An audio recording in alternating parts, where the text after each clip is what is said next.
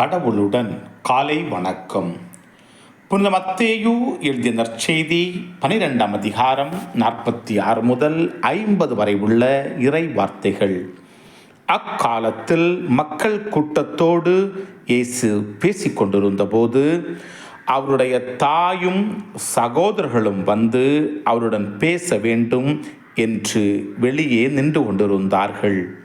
ஒருவர் இயேசுவை நோக்கி, அதோ உம் தாயும் சகோதரர்களும் உம்மோடு பேச வேண்டுமென்று வெளியே நின்று கொண்டிருக்கிறார்கள் என்றார்.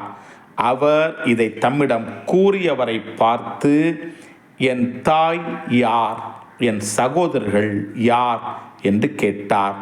பின் தம் சீடர் பக்கம் கையை நீட்டி, என் தாயும் சகோதரர்களும் இவர்களே, விண்ணகத்திலுள்ள என் தந்தையின் திருவுளத்தை நிறைவேற்றுபவரே என் சகோதரரும் சகோதரியும் தாயும் ஆவார் என்றார்.